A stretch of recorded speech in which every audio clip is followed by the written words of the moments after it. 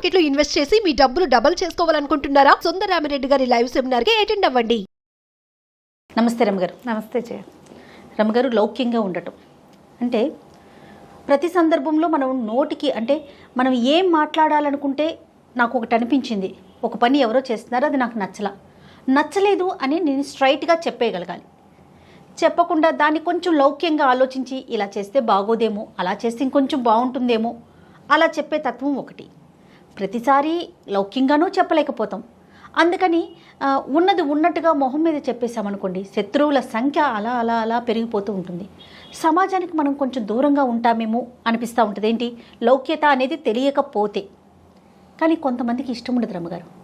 వాళ్ళు మనసులో ఏది అనుకుంటే దాన్నే ఫాలో అవుతారు.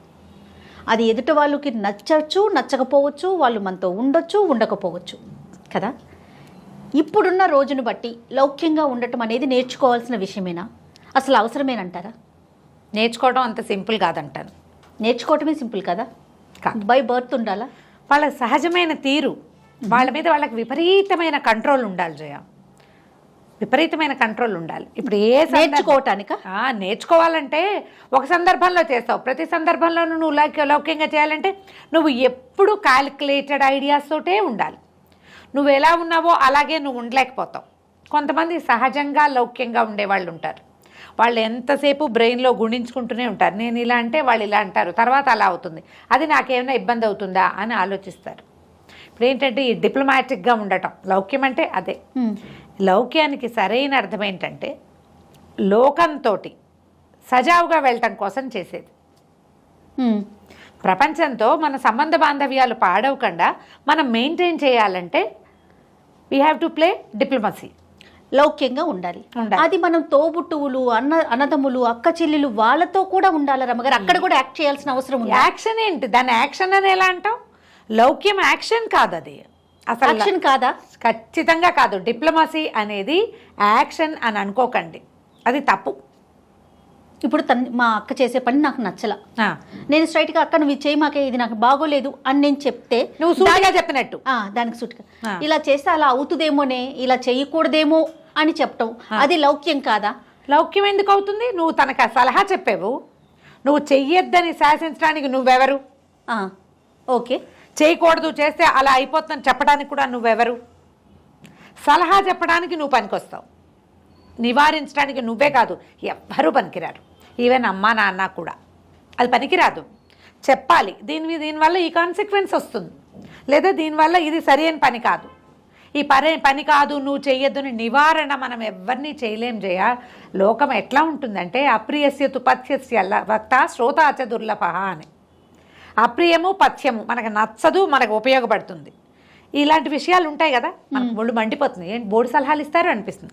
కానీ ఆ బోర్డు సలహా మనకు చాలా మంచిది. ఇది చెప్పేవాడు లేడు, వినేవాడు ఉండడు. లోకంలో చెప్పరు, వినరు. ఒకవేళ నువ్వు చెప్పావనుకో మీ అక్క వింటుందా? మరి ఇంకా తన మన అన్న రిలేషన్ ఎట్లా రమ్మగారు? నీవు లౌక్యం అని ఎందుకు అనుకుంటున్నావు దాన్ని? దాంట్లో ఉన్న కాన్సిక్వెన్సెస్ చెప్తావు, ఇది మంచి మాటే కదా. నువ్వు వద్దని చెప్పే బదులు దీనివల్ల ఇలా జరగచ్చు, వాళ్ళు ఎవరో చేస్తే వాళ్ళకి ఏదో ప్రాబ్లం వచ్చింది అని చెప్పటము కూడా నివారించటమే. నువ్వు కొట్టి నివారించడం కాకుండా తోసి నివారించవచ్చు కదా. కొట్టడానికి తోయడానికి తేడా లేదు, చాలా వేరియేషన్ ఉందని. అదే మరి ఇది. ఇప్పుడు దీన్ని లౌక్యం అనుకోవాలంటారా? లౌక్యం అనడానికి వీలు లేదు, డిప్లొమాటిక్ గా ప్లే చేయటము అంటారు దీన్ని. ఇది ఎలా ఉంటుందంటే, సరే లౌక్యం అంటే ఏంటి మీ ఉద్దేశంలో చెప్పండి. నేను చెప్తున్నాగా, ఒకటేసారి ఏ విషయమైనా సరే నాకే ప్రాబ్లము రాకుండా ఎదుటి వాళ్ళకి ఎంతో కొంత ఉపయోగపడేలాగా ఉంటే, ఏదైనా ఇబ్బంది వచ్చినా నా మీదకి రాకుండా ఉండటమే లౌక్యము. ఇందులో అవతల వాళ్ళకి నష్టం లేదు, అవతల వాళ్ళకి ఏ ప్రాబ్లము లేదు, వాళ్ళకి ఏమి హర్టింగ్ ఉండదు, నాకు అస్సలు ప్రాబ్లం లేదు, నాకే ప్రాబ్లము ఉండదు. ఇది లౌక్యం. ఇది ఇలాంటివి మనం 100 సార్లు చూస్తాం. తన మీదకి రాకుండా చేసుకుంది అని తెలివిగా బిహేవ్ చేసింది అనుకుంటా. మరి ఆ తెలివిని మనం లౌక్యం అనుకుంటాం. ఇది రకరకాల సందర్భాల్లో రకరకాలుగా వాడబడుతుంది. ఒక్కోసారి వాడి లౌక్యం మనకు కూడా ఇబ్బంది కలిగించే పరిస్థితి వస్తుంది. వాళ్ళు సలహా చెప్పేప్పుడు నేనున్నాను ఏదో ఒక మాట చెప్పా, ఇప్పుడు నువ్వే మనం కెమెరా ముందు కూర్చున్నాము, హెయిర్ అలా వేసుకుంటే బాగోలేదని అనుకుంటే ఇది వెనకేస్తే బాగుంటుందేమో అంటే, అలా అయితే ఏం బాగుంది జయ అంటే ఎలా ఉంటుంది? వెనకేసుకో, ఎలా ఉంటుందో చూద్దాం ఒకసారి చూడు కెమెరాలో. అంటే వాక్యాల్లో డిఫరెన్స్ లేదా? డిఫరెన్స్ ఉంది కదా. ఇది కరెక్టే రమ్మగారు. ఇది హై లెవెల్లో వాడేటప్పుడు కూడా ఇది చిన్న విషయం కదా జయ. ఇలాంటి చిన్న విషయాల్లో ఇలా మాట్లాడగలిగే వాళ్ళు పెద్ద పెద్ద దౌత్య సంబంధాలు నెరవేర్చగలుగుతారు. డిప్లొమసీ ఎప్పుడు అవసరమే జయ. కాదు జయ, అసలు హెయిర్ అలా వేసుకోవటం బాగోలేదు అని మీరు చెప్పినప్పుడు నేను తీసుకోలేకపోతే ఇంకా ఈ రిలేషన్, ఈ జర్నీ ఎలా అంటే ఇన్ని రోజులు కంటిన్యూ అవుతున్నప్పుడు ఆ మాత్రం కూడా ఉండదా రమ్మగారు? ఉండదు, ఉండదు జయ. తల్లి పిల్ల కూడా తీసుకోరు. అవునండి. అక్క చెల్లి కూడా తీసుకోరు. ఇది ఎంతసేపు నన్ను కాదంటుంది అనిపిస్తుంది. రమగారికి నేనేం వేసుకున్నా నచ్చదు అని నీకే అనిపిస్తుంది ఒకరోజు. నేను ప్లే చేయకపోతే, నేనంటే ఒక మనిషి ప్లే చేయకపోతే రెండో వాళ్ళకి నచ్చలేని స్థితిలోకి మనం వచ్చేసాం. నేనుగానే నేనేమనుకుంటున్నానో అదే యథాతథంగా భావాలే వెలిబుచ్చే అవకాశం ప్రపంచంలో ఉండదు. యథార్థవాది లోక విరోధి. కరెక్ట్, ఉండదు. ఎప్పుడు కూడా కొంచెం ప్లే చేయాల్సిన అవసరం ఉంటుంది. ఈ ప్లే తోటి అవతల వాళ్ళకి రిస్క్ లేదు, నీకు ఇబ్బంది, అవతల వాళ్ళకి ఇబ్బంది కలగదు, నీకు రిస్క్ లేదు. ఇది ఎందుకు చేయకూడదు? ఇప్పుడు దీంట్లో నీకు లబ్ధి ఉండి అవతల వాళ్ళు నాశనం అయిపోతే దాన్ని డిప్లొమసీ అంటారు, దొంగ బుద్ధి అంటారు, దాన్ని మోసకారితనం. ఎప్పుడూ లౌక్యము మోసకారితనము ఒకటి కాదు. దీని మధ్యలో ఉన్న సన్నటి గీతని తెలుసుకోండి. అవతల వాళ్ళు తమ మీదకి ఇబ్బంది రాకుండా ప్రవర్తిస్తే, తమకేమి ప్రాబ్లం లేకుండా ప్రవర్తిస్తే వాళ్ళని మోసకారులు అనుకోకూడదు. వీళ్ళకి తెలివి ఉంది, వీళ్ళకి లౌక్యం ఉంది, మనం కూడా ఇలా చెయ్యొచ్చు అని అర్థం చేసుకోవాలి. ఆ సన్న గీత ఉంది చూడు, గీతని ఫీల్ అవ్వాలి మీరు. తనకేమి ఇబ్బంది లేకుండా చేసుకున్నారు కాబట్టి వాళ్ళు దొంగ మొహాలని పొరపాటును కూడా అనుకోవద్దు. లౌకికంగా ఉండే వాళ్ళని దొంగ మొహాలు అనకూడదు, అది తప్పు. వాడు బతక నేర్చినవాడు. నీకు బతకడం చేత కాదు, నీ చేతకంతనానికి బాధపడాలి. మనం బతకడం నేర్చుకోవాలి. నేర్చుకోవాలి మనం ఎక్కడ ప్లే చేయాలి అనేది. అది కాదు జయ, నువ్వు ఇప్పుడు ఒక నేతి సీసా ఉంది, చేయి పెట్టావు, ఇలా చేయి ముంచావు, పైకి తీస్తే వేళ్ళ కంటింది, ఇంకేం లేదు.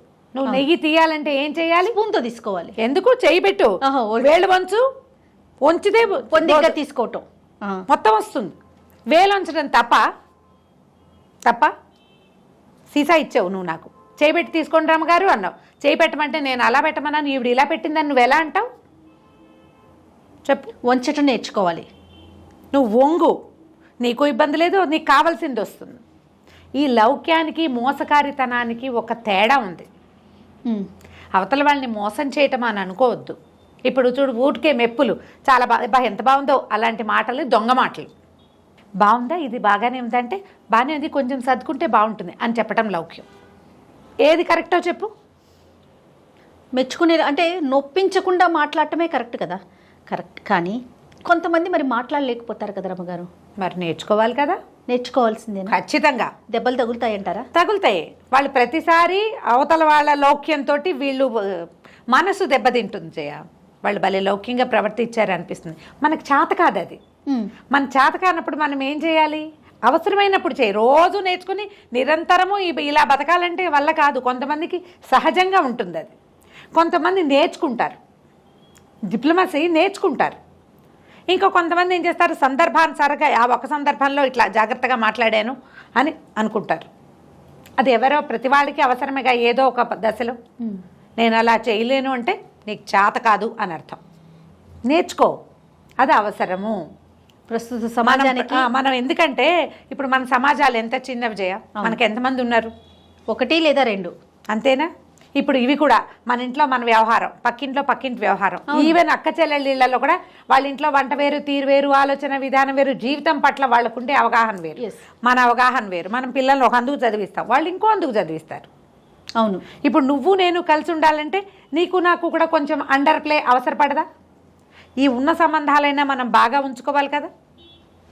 నా వాళ్ళేనని నీ నోటుకొచ్చినట్టు మాట్లాడితే ఎలా కుదురుతుంది? అవును. మీరు ఇప్పుడు నేను లౌక్యంగా ఉండండి అని చెప్తే మోసం చేయండి అని చెప్తున్నానని పొరపాటును కూడా అనుకోవద్దు. సరిగ్గా ఆలోచించండి.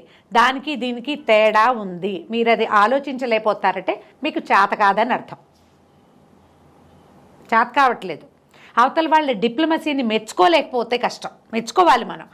ఎంత బాగా ప్లే చేశారు వీళ్ళు, వాళ్ళకి ఇబ్బంది లేదు, మనకి పెద్ద ఇబ్బంది ఏం లేదు, ఓకే కదా.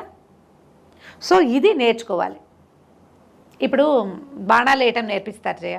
మనం దానికి ఏం చేస్తారు, డార్ట్ కనిపెడతారు, చూసి ఫోకస్డ్గా వేయాలి. అవును.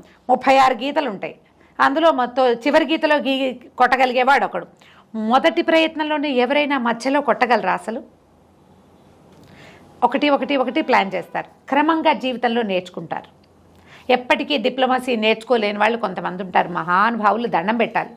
కానీ పాపం వాళ్ళకి పెద్దగా జనం ఉండరు, పెద్దగా చెప్పుకునే విజయాలు ఉండవు, వాళ్ళ వెనకాల జనం ఉండరు, ఎక్కువగా ఒంటరిగా ఉండాల్సి వస్తారు. చిన్న చిన్న విషయాల దగ్గర నుంచి పెద్ద విషయాల వరకు లౌక్యం అవసరమే, కానీ దాన్ని మోతాదు మించనివ్వకూడదు.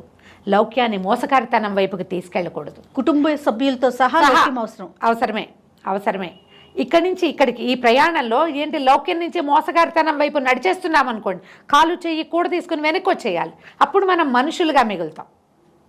మనకి మనుషులు ఉండటమే కాదు, మనం కూడా మనుషుల్లా ఉండాలి కదా. మనం కూడా మనుషుల్లా ఉండాలంటే హద్దులు దాటని డిప్లొమసీ అవసరమే. ఏదో ఒక సందర్భంలో అయినా నేను అప్పుడు వాళ్ళ తెలివిగా వ్యవహరించాను కాబట్టి నా సహజ ప్రవృత్తికి భిన్నంగా వ్యవహరించలేకపోతాం. దానికి ఏం చేయాలంటే మాట్లాడకుండా ఉండు, కనీసం ఊరుకో, గోడ మీద పిల్లిలాగా ఉండాలి. ప్రతి చోట గోడ మీద పిల్ల ఉంటే మనని గోపి అంటారు. ఏదైనా ఒక సందర్భంలో అయినా నిశ్శబ్దంగా ఉండవలసిన అవసరం వస్తుంది. రాముడు, కృష్ణుడు పేర్లు చెప్పకండి, వాళ్ళతోటి మన జీవితం నడవదు. ఆయన అలా లేడు, ఆయనే మనకు ఆదర్శ పురుషుడు అంటే ఆయనలాగా నువ్వెక్కడ ఉంటావు? అదే కదా. 16 కళ్యాణ గుణాలు ఉన్నాయి రాముడికి, మనకెక్కడివి? మనకేం లేవవి. వాళ్ళని చెప్పుకుని వెళ్తాం మనకు అవసరమైనప్పుడు. కానీ ఇది చెప్తున్నా కదా, లౌక్యము మోసకారితనంలో ఉన్న డిఫరెన్స్ని మొదట తెలుసుకోండి. ఎవరైనా మీతో డిప్లొమాటిక్గా వ్యవహరిస్తే వాళ్ళ తెలివిని మెచ్చుకోండి మొదట. దానివల్ల మీకేమైనా ఇబ్బంది వచ్చిందా, వాళ్ళకేమైనా గెయిన్ వచ్చిందా, వాళ్ళు ఎట్లా గెయిన్ చేయగలిగారు దాని మీద ఆలోచించండి. బుద్ధికి పదును పెట్టండి, పదును పెట్టాలి తప్పకుండా. పెడితే అప్పుడు మనకి అర్థమవుతుంది. అప్పుడు నీకు అవసరమైనప్పుడు నువ్వు దాన్ని వాడుకుంటావు, ఆ తెలివిని ఇంకొక చోట మనం ఉపయోగిస్తాం. అయితే ఇది ఎంతసేపు లౌక్యంగానే ఉండమన్నారని తల్లులతో, పిల్లలతో, అక్కలతో, చెల్లెళ్ళతోటి కాదు, అవసరమైనప్పుడు దానికి మీరు ఎప్పుడు ఫోకస్డ్గా ఉండాలి. ఎలా పడితే అలా ఉంటే పప్పులా కాలేస్తాం, అవతలవాడు మన మీద విజయం సాధిస్తూ ఉంటాడు. అంత అవకాశం ఇవ్వద్దు. ఎప్పుడు మనం అలర్ట్గానే ఉండాలి. ఉంటే మనం అవతల వాళ్ళ లౌక్యానికి దొరికిపోకుండా ఉంటాం, చేత వస్తుంది మనకి. అవును, అంతే. రైట్. నమస్తే రమగారు. నమస్తే జయ.